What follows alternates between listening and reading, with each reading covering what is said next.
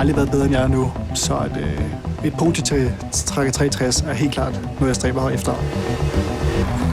Bruger i år på at køre fucking stærkt ved at vinde alle de cykelløb, jeg stiller op i. I think it'll be chaos. Vi har en ambition om, at vi gerne vil vinde Trakke. Yes, you're looking fucking strong, come on! Hvis man gerne vil med i fronten, så må man træne under de forhold, man nu har. Er der nogen ude foran? Nej, Det er vigtigt for mig at gøre det godt til træk her. Det skal lykkes i år. Ellers så er min tid som cykelrytter over.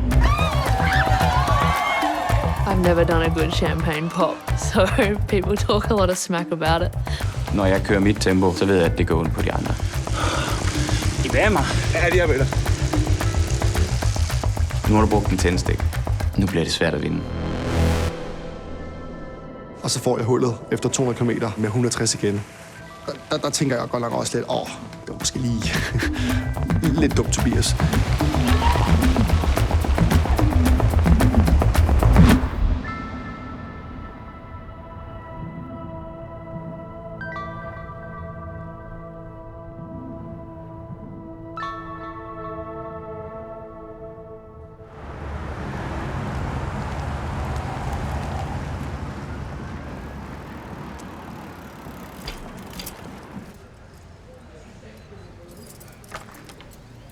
Du kan smide med til cyklen her. Der er nogen, der henter den op for en hver gang. Jeg tror, det er Ashley. Han er sur på mig nu. Jeg hedder Tobias Mørk Kongstad, 28 år gammel, og jeg er gravelrytter, teamskoordinator, kontormedarbejder og pass racing af Panama Studios. Omtræning, naturlig bloddoping. Det er slumdog-versionen af højdetrænings for os, der har et arbejde.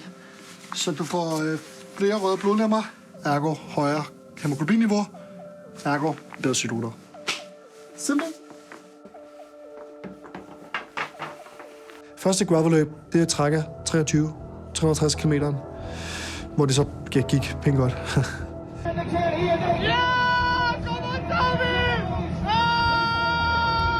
Hvor jeg så heldig at komme på andenpladsen.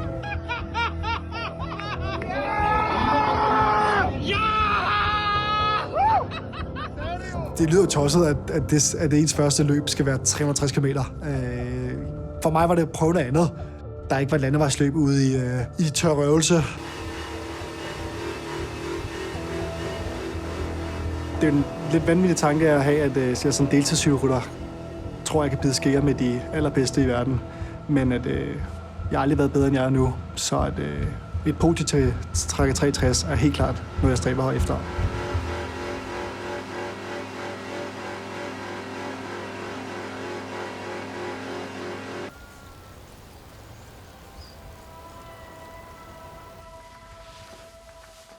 I'm Cassia Boglio and I'm from Perth in Western Australia and I'm racing gravel for Paz Racing, and I'm also studying my Masters in Public and Social Policy, and that's about it.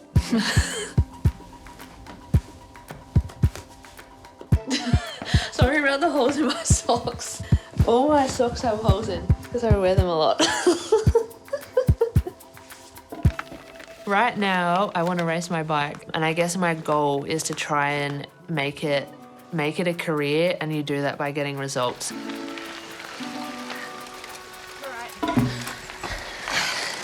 Trying to catch the next group.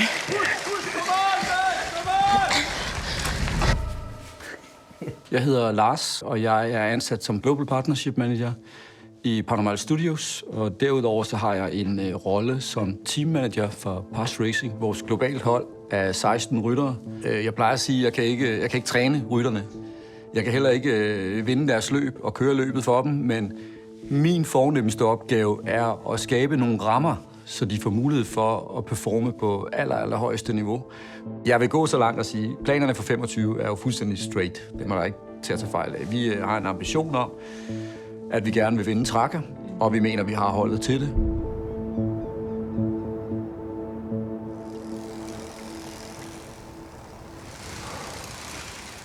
Jeg bruger i år på at køre fucking stærk.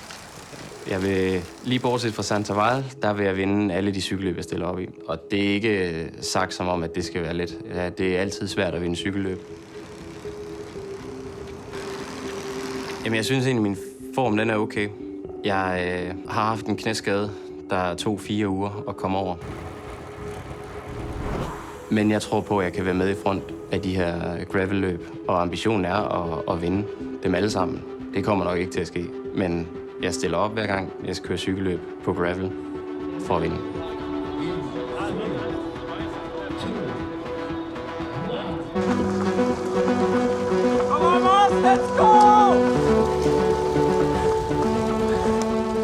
Jeg kører 21 og har en fantastisk sæson og vinder en etapesejr på World Touren, kører mange topresultater, og jeg bliver danmarksmester i landevejsløb som professionel. Og så efter det, så rammer jeg nogle udfordringer. Jeg bliver skilt, jeg går ned med stress efterfølgende, og kæmper med den stress i 2 år. Ja, så jeg føler, at det uforløste er, at jeg har ikke opnået de resultater, som jeg gik og drømte om, og vist, at jeg egentlig er en skidegod cykelrytter.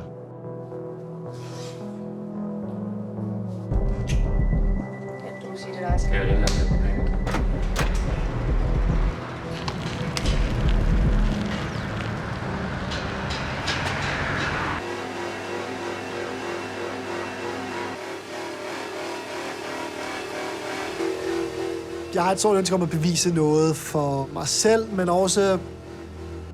man vil jo gerne vise de andre, at man ikke er en slapsvans på cyklen. En blanding af at være en støder på cyklen, men også kunne finde ud af at gøre mit arbejde. At jeg kan finde ud af at stå for et hold med 16 ryttere og stadig levere topresultater.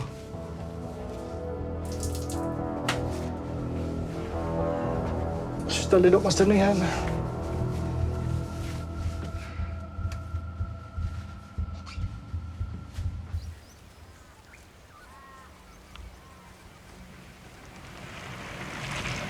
I spent some time racing on road teams and came over to Europe very quickly after I'd started cycling and just thrown straight in the deep end. I'd been promised a lot on that team. I was going to be living in a team house with some other girls and that fell through, and I loved cycling. I just didn't like the situation I was in. So I decided to come home. Difficult decision to make, but glad I made it.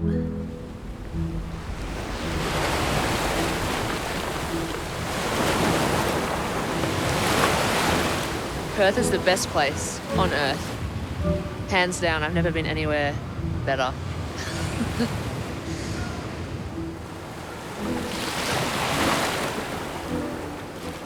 It was difficult for me to see a future where I'd be really happy just racing on the road.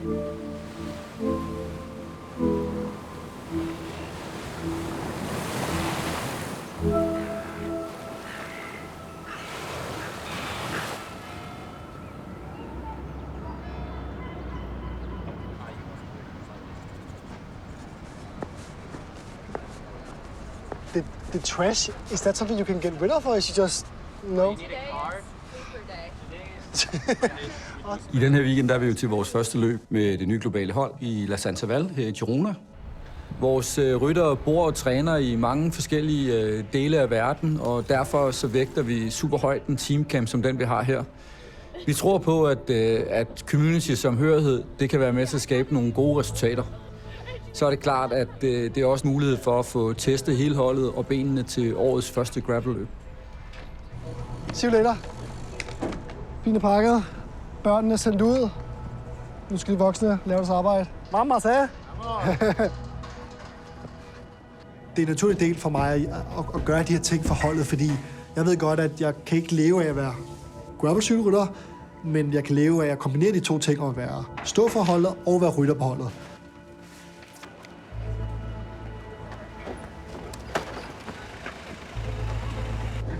Let's go! Jeg synes, efter sidste år, der er jeg blevet markant bedre til det. Men det er ikke optimalt at skulle drive et cykelhold og være rytter på samme hold.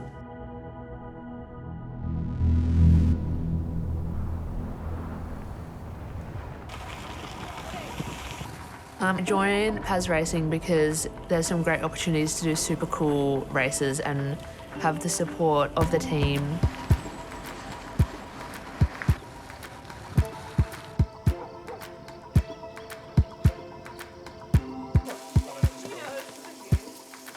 Så i køkken. Det kan jeg godt lide. Så ved vi, at de får noget ordentligt at spise. At det ikke bare er McDonald's og fast food, fordi de ikke selv gider stå og lave noget. Vores strategi er at finde ikke kun dygtige cykelryttere, men også de rigtige personligheder bag, som passer ind i Paranormal Studios DNA. Vi sidder om aftenen og spiser 20 mennesker sammen dagen før et løb, hvor alle støtter hinanden og bakker op om hinanden. Det tror jeg ikke, man bare kan købe for penge. Det tror jeg kræver, at virksomheden bag har det så dybt implementeret i alt, hvad vi gør.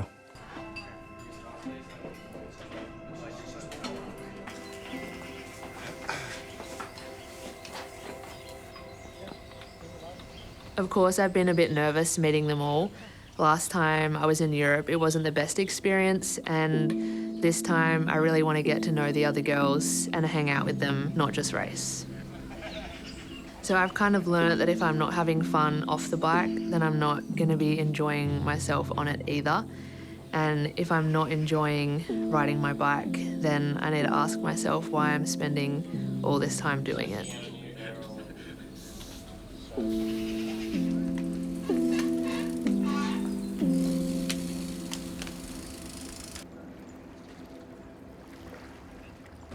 Rice Krispie. Åh, junge.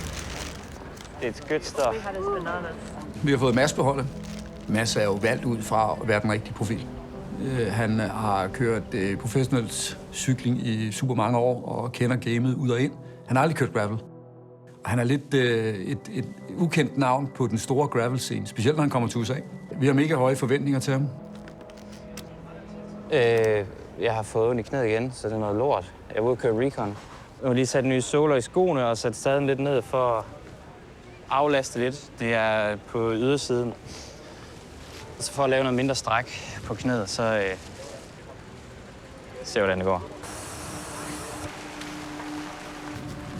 Jeg er nervøs hele vejen. De smerter, jeg føler, det er præcis ligesom, da jeg følte de smerter første gang, hvor jeg kom hjem fra en træning, og jeg ikke kunne gå.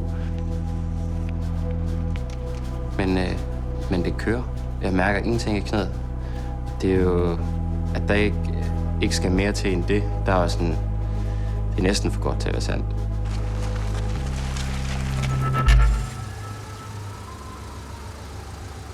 Fuck, mand, nu. Ja, det bliver det godt. Jeg har brugt flere dage på den indkøbsliste. Men det tager jo 100 år at handle for 20 personer. Og vi handler torsdag, fredag, lørdag, søndag. For mig der fungerer meget godt det med virkelig sådan at stille og roligt sætte mig op til dagene. Og få den der sommerfugl, for jeg kan mærke, at jo flere sommerfugle jeg har i mavene, jo mindre kan jeg mærke mine ben. Jeg synes det med, når fokuset er lidt flyvsk dagene op til, det kan godt ændre lidt min mindset til løbet. Hvor meget fucking pølse skal man købe? Altså, det er jo endeløst, det her. Jeg synes, folk er helt op at køre her i starten over. Må jeg nok indrømme. Sidste år blev jeg 40, og bliver 3 af verdens største gravel-løb i Unbound. Så ens med betyder med, bare fordi man ikke lige vinder La Santamal, kan man stadig godt have en god sæson.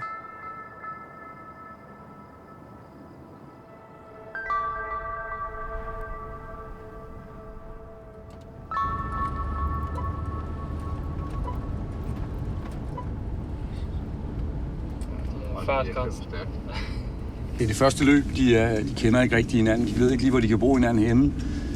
Så jeg vil sige, at det vigtigste lige nu, det er, at der ikke bliver taget nogen chancer, og vi får en god dag, hvor alle kommer godt igennem, uden at styrte og få en god oplevelse, så kan vi måske give den lidt ekstra gas i morgen. Det må være dagens ambition.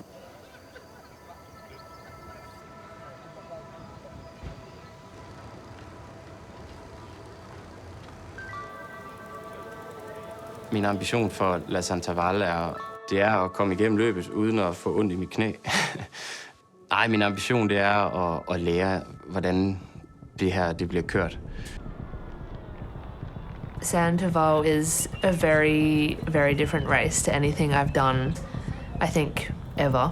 My legs are feeling good, but it's a pretty technical course, and it's going to be really hectic. Jeg er faktisk ret nervøs for starten. For jeg ved ikke, hvordan dynamikken den er, hvordan kører de andre, hvor hurtigt kører de opad, hvor hurtigt kører de nedad. Den der erfaring, den har jeg overhovedet ikke.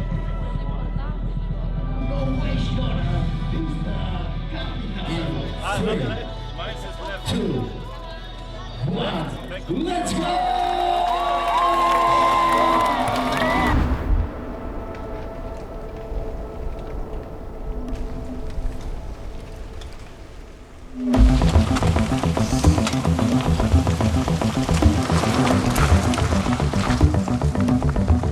We take off really fast and go straight into the first climb, and the gas is on from the very beginning.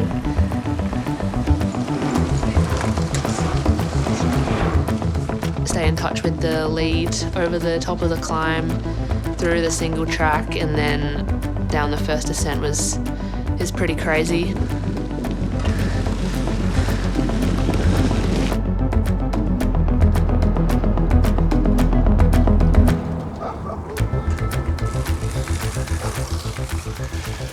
Man skal hele tiden være fokuseret. Men jeg var oven på pedalerne og havde en god dag, så jeg kunne bare cykle på front. Jeg kunne ikke lade være. Og angreb og mig og Magnus, vi kunne sætte pres på sammen og egentlig bare køre væk, når vi ville.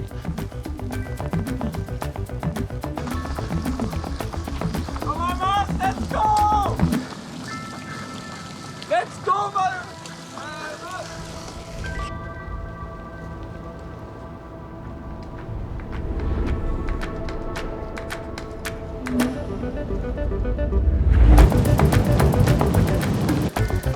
Nice push, Cassia, let's go! Yeah. I felt strong on the climbs.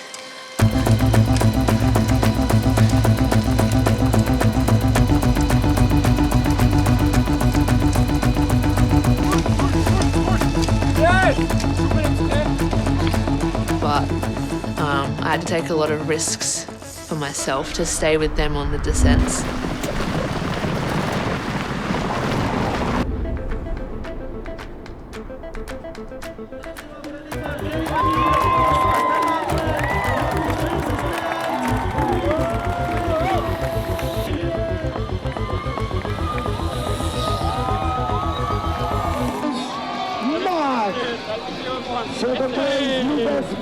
Fuck, min triceps. Ja? Jeg har ondt, mand. Det var slet ikke så svært, som det skulle være.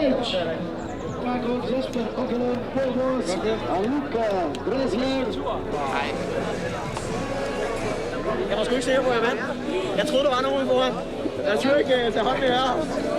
Det er slet ikke så svært. Jeg vandt du! Jeg vandt du! Jeg kan fandme mus! Hvor er du sindssygt?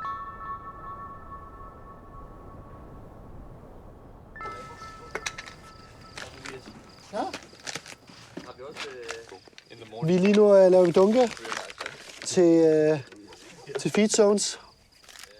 Sidste år blev jeg nummer top 50, har jeg lyst til at sige. I dag bliver jeg nummer 33, kan jeg se. Samme gruppe næsten til en top 20'er. Og det synes jeg er meget godt. I forhold til sidste år, hvor jeg bare havde 0 at træde med. Og det gør bare, at forhåbningerne til i år er store, når man godt kan mærke, okay, hey, der er noget, der spiller.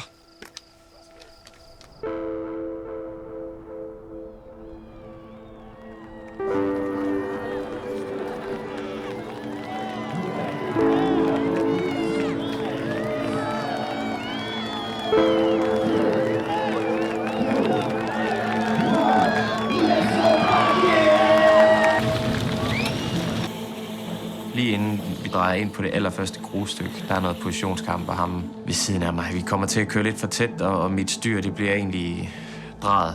Så jeg bliver nødt til at stoppe for at rette det tilbage, så det sidder lige igen. Og det gør jo ligesom, at hele feltet suser forbi mig.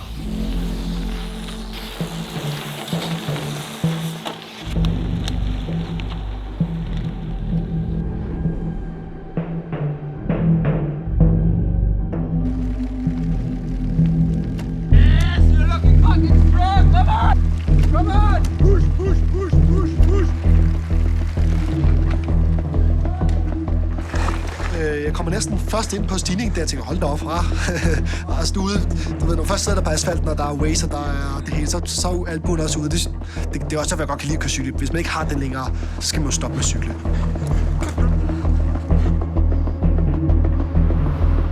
Jeg starter den her stigning som klart bagerst. Så jeg må bare i arbejdstøjet, og så trykker jeg den af deroppe over. Men når jeg skulle op ud af pedalerne, eller ud af sadlen, så begyndte det lige at stikke lidt på ydersiden af knæet.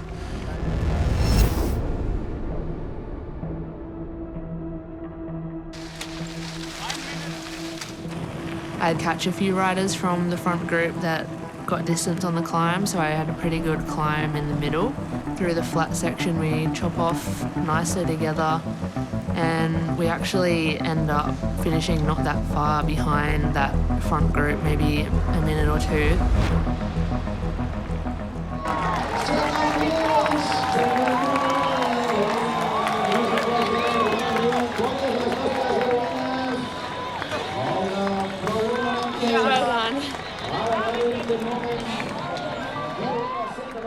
Yeah, I was first or second from the group in the sprint and top 10 overall.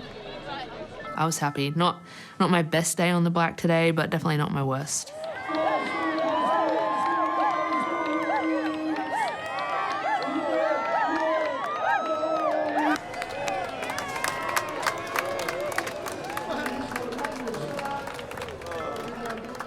Det er helt klart, når en af vores ryttere, de vinder, og så kan man jo ikke være andet end glad. For det kunne også bare være sådan en øvedag, og den ene er sat, og den anden er syg og sådan ting, men bare det med, at vi virkelig prøver at tage alt stresset fra dem, og så når de så brager igennem og vinder, det synes jeg bare virkelig, virkelig fedt.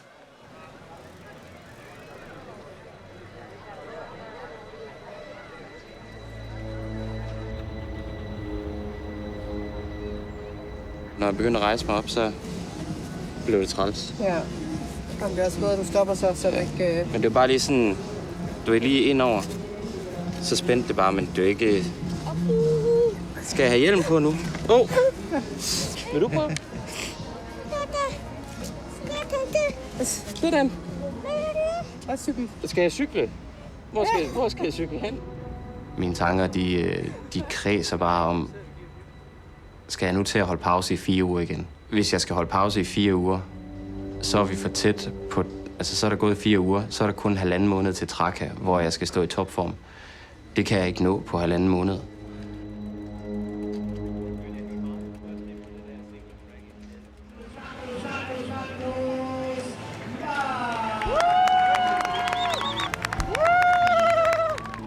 Det gør mig meget stolt, både på min og på holdet og på virksomhedens vegne, at et af de nye navne har performet for dag 1. Så det er jo et projekt med rigtig, rigtig mange folk bagved. Så det gør mig stolt, at vi faktisk kan indfri nogle af de forventninger, der også er til os så tidligt på sæsonen.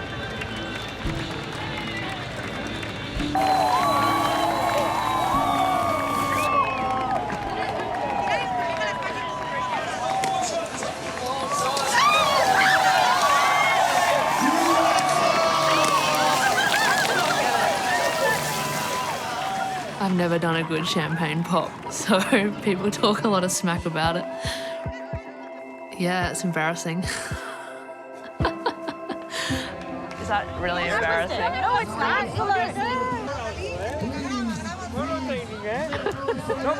Should I shake it again? No. You can twist. Grab right on the top, grab this. Literally twist it, like twist. And then to get it shake, put your finger on it and then go like that. Okay, I understand now. No one ever told me to twist it. Woo! Woo! Now, next time I know. Now take a gulp of No one ever said take a gulp of your champagne. Yeah, it's well and truly lived up to my expectations to join Paz Racing. The vibes have been pretty unmatched. Like whether someone's won or someone's crashed or was sick or whatever, everyone's there to support each other, and that's super cool.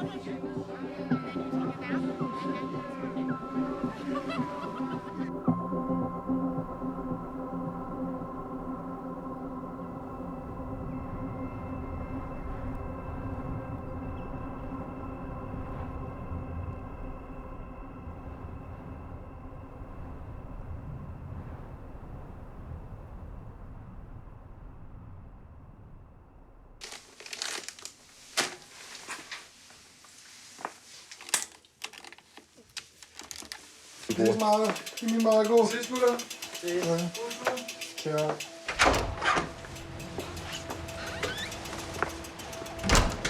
Kom meget nice. Må det ikke, det er 1-2-3 grader, når det regner. Så ja. Hvis man gerne vil med i fronten og vinde løbende, ja, så må man træne under de forhold, man nu har.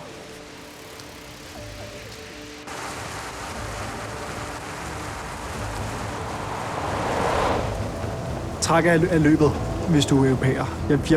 Jeg vil gerne bevise, at jeg godt kan være med i den sjove ende. Jeg var bare at finde ud af, at man ikke har lavet her. Sukker og chokolade. Sådan at spise meget af det.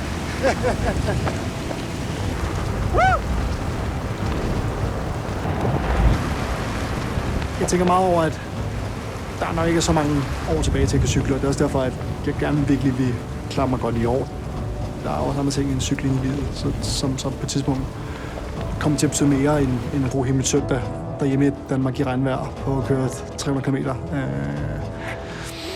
Så ja, det er også derfor, at det skal vel lidt være nu, ikke?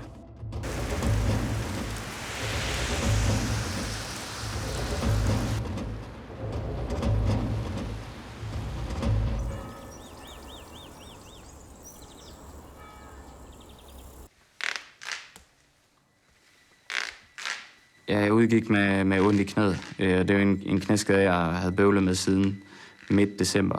Og den var egentlig ved at være over, men kom lidt tilbage til Santaval. Efter det kørte jeg egentlig bare på med noget mere behandling. Is, varme, antiinflammatorisk og stille og roligt, så løb knæsmerterne ud i sandet, og så der er ikke noget med knæet længere. Jeg kom ind til Santaval uden så meget træning, og jeg kunne være med der på første etape. Det viste ligesom overfor mig selv, at jeg er god nok til at være med fremme her. Så jeg lagde mig i selen og fik trænet godt, og så har jeg vundet 2 cykelløb siden. Så jeg har også vist overfor mig selv, at jeg har en alsidighed i forskellige terrænger og bare kan køre stærkt. Så jeg er rigtig spændt på Traca.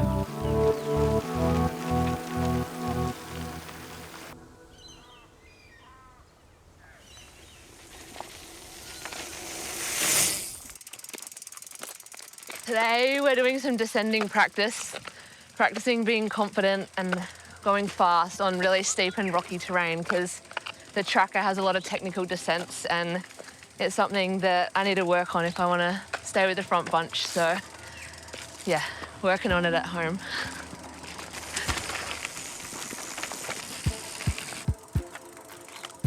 A year ago I wouldn't have been able to ride that, so I've come a fairly long way.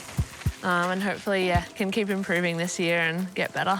There's some really good girls from mountain bike backgrounds, so trying to follow them will be a challenge still, but yeah, on the up, but still room for improvement.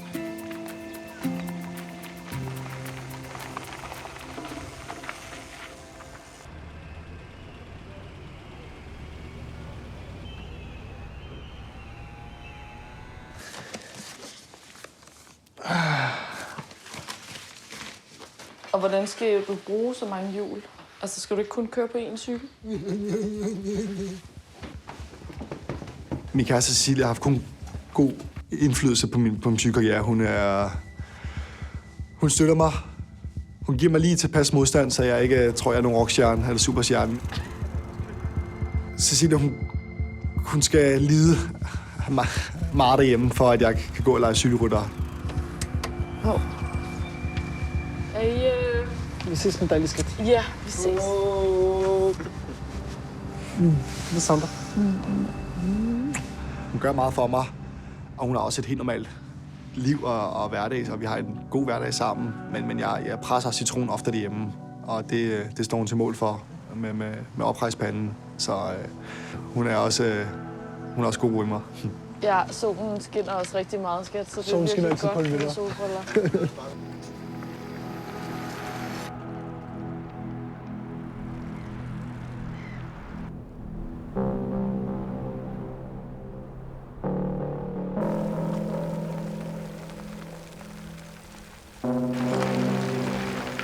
Jeg tror på, at hvis jeg undgår uheld, så kører jeg om sejren. Hvis der er nogen, der reelt kører fra mig, så må jeg bare tage hatten af.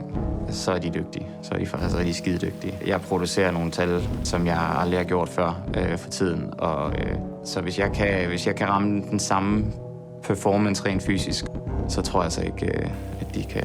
Jeg tror ikke, der er nogen, der kan slå mig.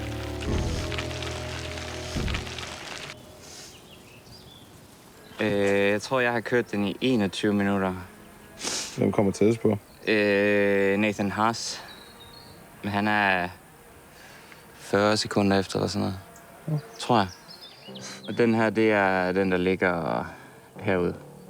Ej, det har ikke været det, der var meningen med træning. Men altså Strava, det er jo tissemands måling.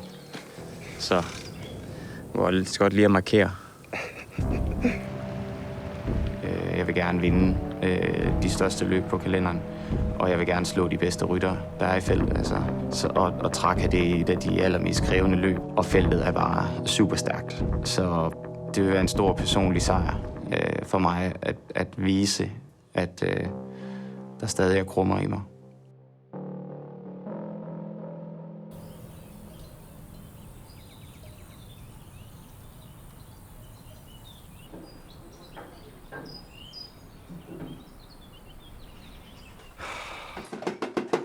This takes forever. Ja, it's slow. Like normal milk or? Yeah, in the fridge. No milk. Der er en vis mængde spørgsmål, ens hjerne kan klare, og fokusere på at være klar til 360 km. Are we missing one though? No, but we bought a lot of milk. Jeg synes, dagen op til så et stort løb her, det er egentlig, man skal bare være så tom i hovedet som muligt. Og vi skal ud og cykle snart, men altså, der er så meget pis her i huset. Det er vigtigt for mig at få ro op til løbet. Det er ellers er bange for at lave små dumme fejl. Første år, når jeg kørte det, der var jeg bare skide bange. Der vågnede op mellem natten og begyndte at stramme min klampe og sådan nogle ting, fordi jeg var så nervøs for alt. Det kunne være for eksempel ikke at få pakket min pose ordentligt til feedstonesene.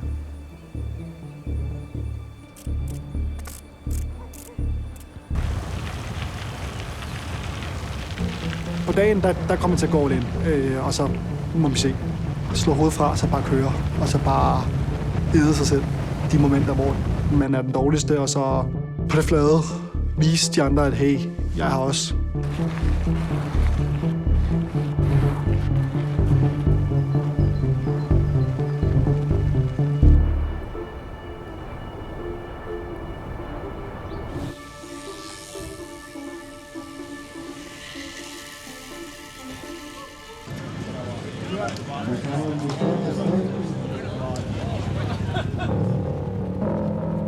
Yeah, I'm definitely starting to get nervous. I normally sleep really well when I've not slept great the last couple nights, so that's when I know I'm actually nervous, but I think in a good way. I'm excited to race. But yeah, unfortunately got sick but only sort of like a 24-hour thing on Sunday. Not ideal leading into the race. Det er vigtigt for mig at gøre det godt til Trek her. Det vil betyde mere ro for familien. I år er et år, hvor jeg selv finansierer noget af det, og bruger noget opsparing og så videre for at satse på, at det her det kan lykkes. Så det er ikke fordi, der er et år mere, hvor vi kan gøre det på den her måde. Det skal lykkes i år. Ellers så er min tid som cykelrytter over.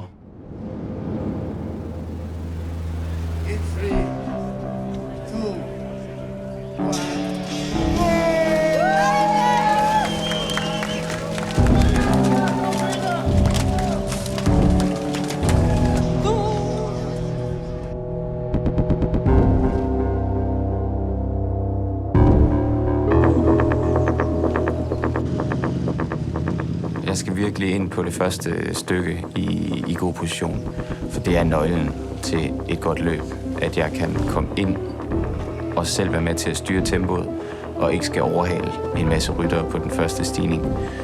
Jeg ved, at når jeg kører mit tempo, så ved jeg, at det går ondt på de andre. At jeg kører hurtigt op. Bag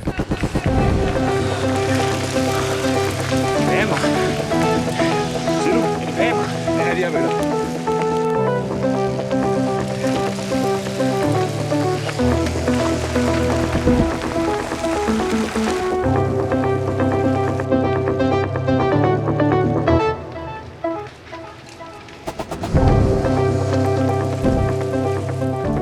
I'm feeling pretty good. Allowed myself to dream a bit. 30 or 40 seconds to the next group. It's a lot less than I thought.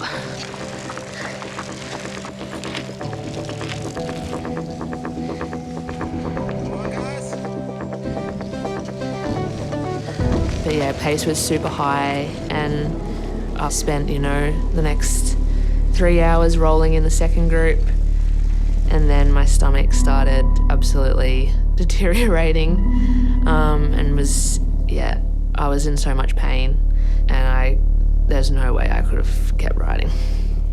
I think drink mix and gels after 4.5 hours just completely undid everything that I'd tried to settle in the last 5-6 days, and really bad timing for it to happen here, but these things happen.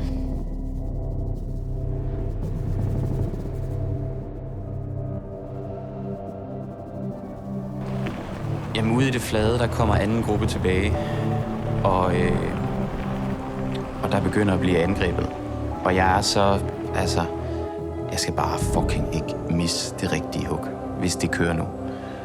Og så kører der en gruppe, hvor jeg så tænkte, jeg skal med.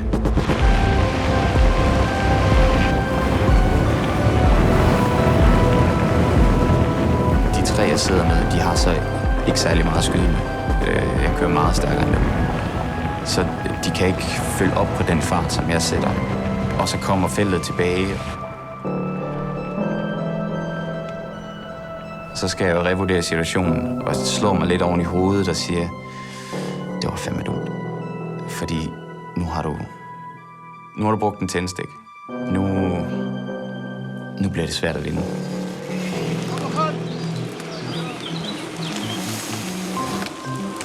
Og så kørte der 2 mænd, og de fik lov at køre, og jeg tænkte, der er ikke nogen grund til, at jeg forsøger at sidde og få noget i gang og bruge flere kræfter på det flade, fordi dem skal jeg bruge på stigningen, og når jeg kører på stigningen, så skal jeg nok fange dem. Jeg ved godt, hvor hurtigt jeg kan køre op ad den stigning.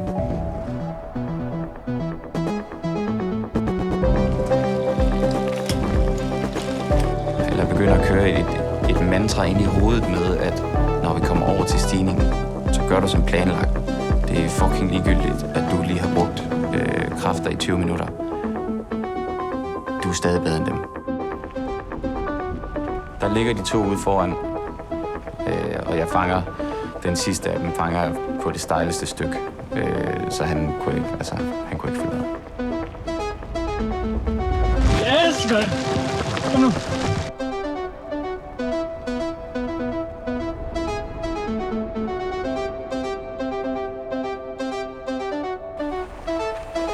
Og så kommer vi over til finalen, hvor vi kører en rigtig stejl stigning på 500 meter. Der har jeg ondt i benene. Jeg har lige kørt rigtig hårdt på. Min plan var hele tiden den stejle stigning, 20 km fra mål. Der skal jeg køre solo.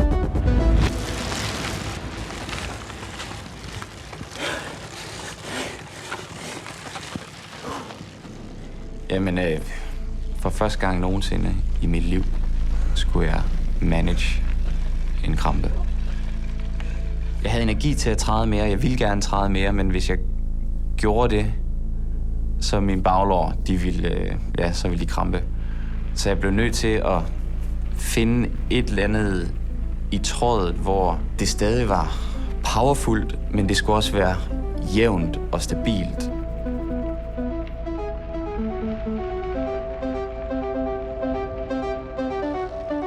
Men jeg kører hen over toppen, kigger tilbage. Jeg kan ikke se nogen. Fuld hammer på nedkørslen. Næste stigning kommer lige efter. En kort en. Kører alt, hvad jeg kan op ad den. Da jeg kommer op over den, kigger jeg mig tilbage, og jeg kan ikke se nogen. Og allerede der begynder, nu vinder jeg fucking trakke.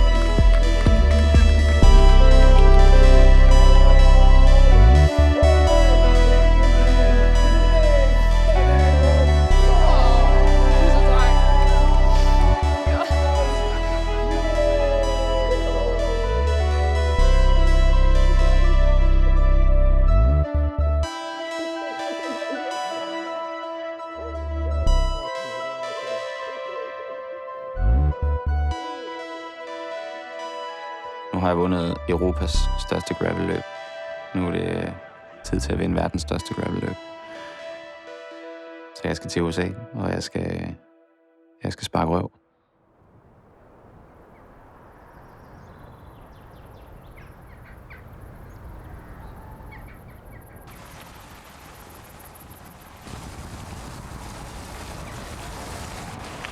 Der er aldrig noget arbejde, der er spildt, men det kan næsten ikke være rigtigt, at hvis man føler, man træner så meget, og man er så godt kørende som muligt, og man så, hvis vi kommer til at få en ordentlig røvfuld, så kan godt være, man bliver lidt drøg med humøret. Så hvad det ligner en 17-årig teenagerben, de her, ikke? Hvis de ikke kører top 5 til trækker, så gider jeg ikke cykle mere, tror jeg. Alt det arbejde for ingenting, så er jeg her.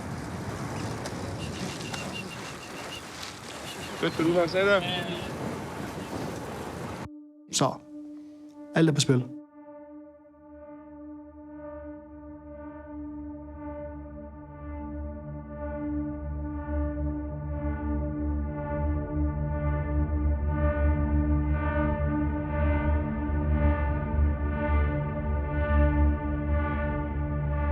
Trakke 360 er det hårdeste gravelløb i Europa. Selvom feltet også er stærkt til Trakke 200, så er 360'eren det mest prestigefyldte og krævende løb, man kan vinde. Ja, men Tobias havde jo et uheldigt 24, hvor han jo punkterer ret tidligt i løbet, men ender jo med at indhente så næsten ikke et antal på, hvor mange det er. Så det er jo klart, min personlige drøm er, at vi som hold vinder Trakke. Og jeg skal da heller ikke andet end sige, at det ville også være en drøm for mig, at Tobias stod der.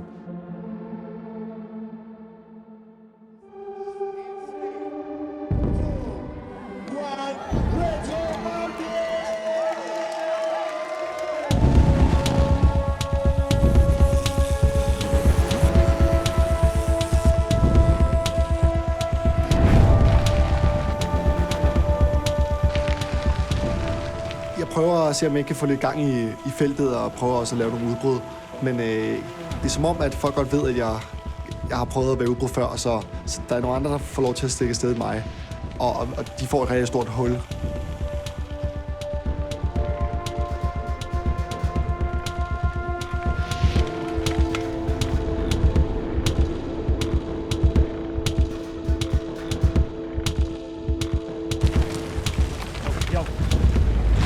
Jeg ved, 360 km, så kan rytterne i front have et stort hul, uden man skal gå i panik.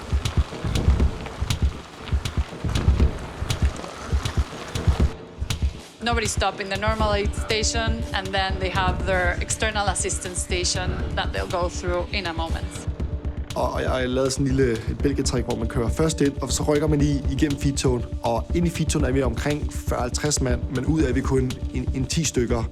Så det gør, at når vi så rammer Pyrenæerne og bjergene deroppe, så er rummet lidt mindre, og det værste stress er ligesom taget af, selvom at nu er det også der, hvor cykelløbet starter.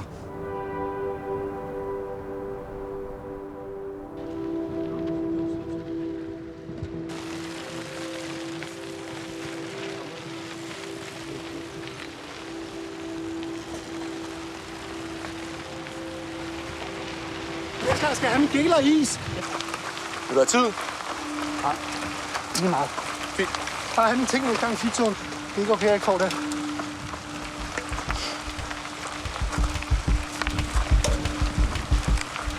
Han kommer ud uden geler, siger han. Energi. Ja, det er jeg så ikke helt enig i, så den synes jeg ikke, vi skal tage fat i. Og det er jeg ikke, fordi at Tobi har selv pakket sin pose. Så hvis Tobi kommer ud uden geler, så kan Tobi klappe sig selv på skulderen på det. Det er ens feature efter 130, og det næste, der kommer, er først efter 270 km. Så det er 160 km ude i ingenting.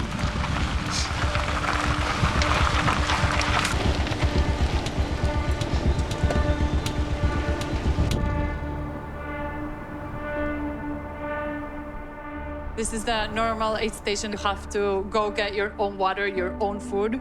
So tactic-wise, if you want to be in the front, you cannot stop.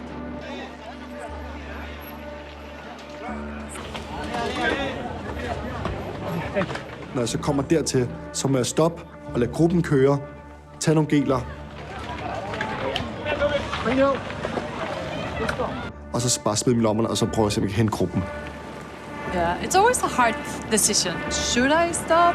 Should I not?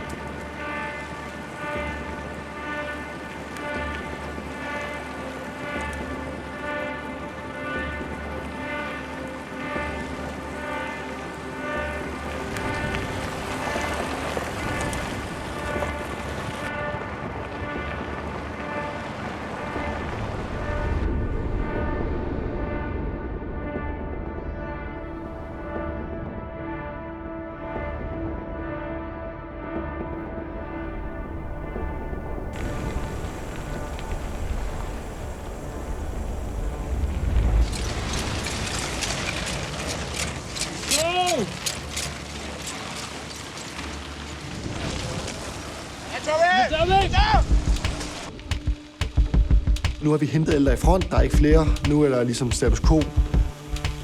Og så vil de alle sammen gerne have, at vi begynder at køre rundt. Men jeg har egentlig ikke lyst til at køre rundt på det flade 100 km med de små, tynde bjergdrenge. Så der kommer et siden et stykke, hvor jeg sætter den 2 op ind i højre side, fordi vinden kommer fra venstre. Og så får jeg hullet efter 200 km med 160 igen. Der tænker jeg godt nok også lidt, det var måske lige lidt dumt, Tobias.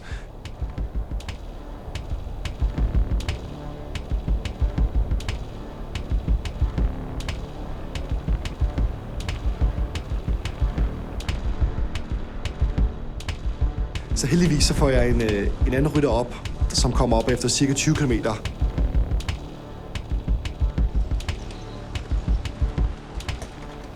Og vi begynder at køre sammen i en 30 km tid. Så tror jeg, at han desværre også kan mærke, at nu har han altså kørt omkring 230-40 km og bliver simpelthen bare sat.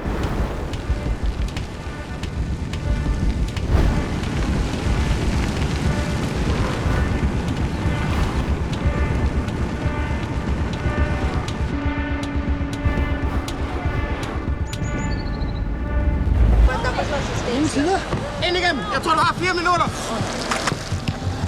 De første tider, jeg får, er i feedzonen, efter jeg har lagt alene i cirka 2 timers tid, hvor vores hjælpere råber, at jeg har 4 minutter.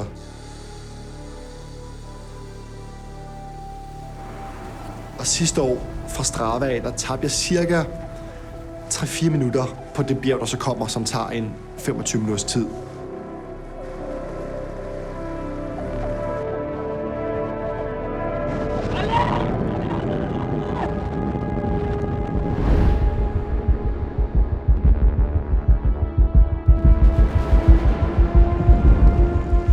Okay, så kan det være, at de henter mig på aller top af det bjerg. Så når jeg rammer det bjerg der, så kører jeg bare alt, hvad jeg kan, alene.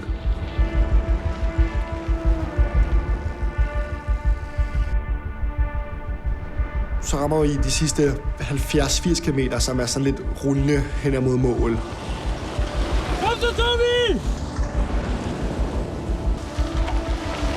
Yes! Og der er kroppen ved at være der.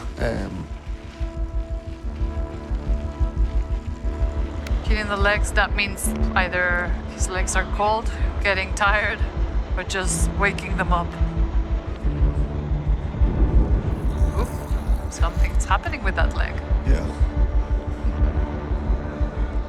Jeg håber virkelig, at ens hoved også vil være med sig, at selvom man har et uheld, eller man bakser lidt midt op ad en bakkerne, at du siger sådan, okay, du må bare træde.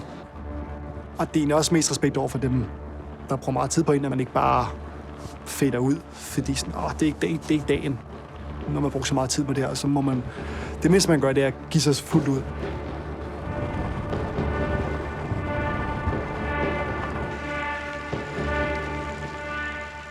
Så når jeg kører derude, men der stadig ingen tider har, og hver sving, der prøver jeg at vende mig om, for ligesom at se, de var ikke der. Om det kan være, så jeg i hvert fald har over 20 sekunder nu. Yeah. Tobias is looking back, but I don't know where he's looking, but he looks like he's in pain. He's hurting, but yeah. Og der er god gammeldags rocker nervøs for at blive hentet, i og med, at jeg ingen tider har, og jeg tænker, nu begynder det faktisk også at nærmere mål, så hvis jeg ikke bliver hentet snart, så kunne det faktisk godt se godt ud.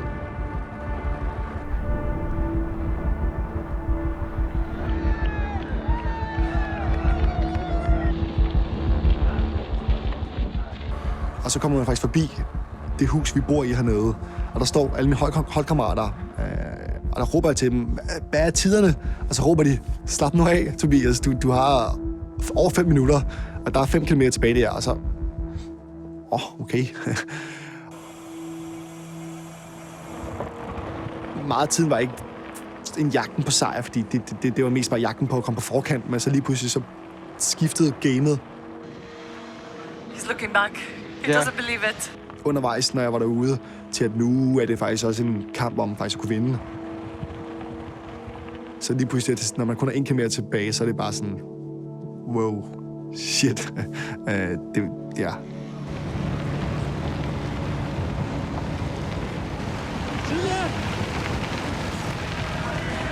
Here you have Tobias Kongstad from Denmark.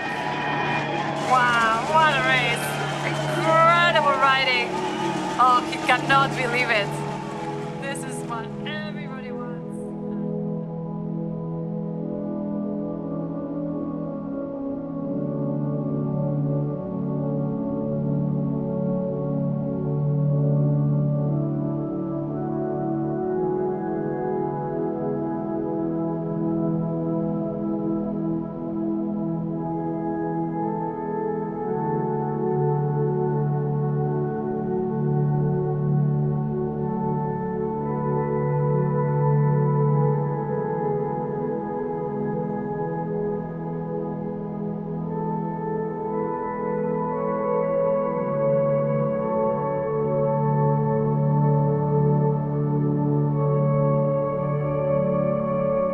Cecilia? Kan du høre, hvad jeg siger? Jeg vandt.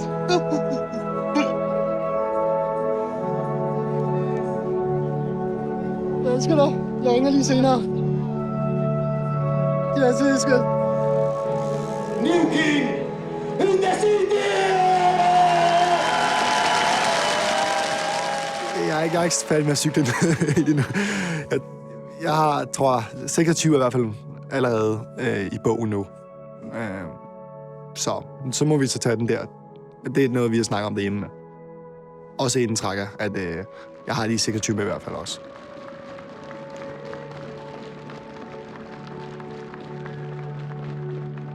Nå, har du haft en god uge? Eller weekend? Det var en god weekend. Det var en god uge. Vejret havde skinnet, vi har været i Spanien. Vi har indfriet en del af vores strategi med hele Pass Racing-holdet. Så det er vi meget begejstrede for. Carolina Migon here, the winner of last edition Tracker. 13 hours, 38 minutes, gonna be 39 minutes. Jamen, det har været helt fantastisk at tage 3 sejre med hjem hernede fra. Det er jo det, vi havde drømt om og håbet på.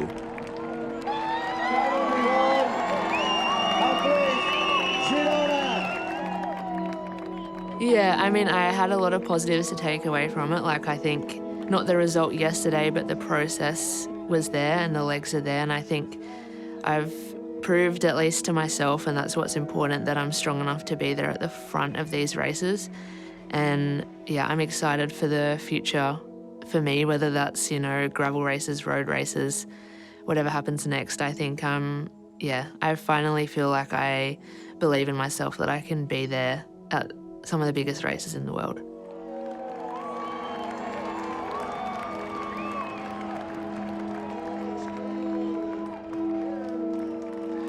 Vi sagde jo både sidste år i år, at vores største ambition det var at vinde Unbound og Tracker. Vi definerede ikke helt hvilken hvad skal man sige, kategori, men det tror jeg, vi har indfriet i år, må man så sige.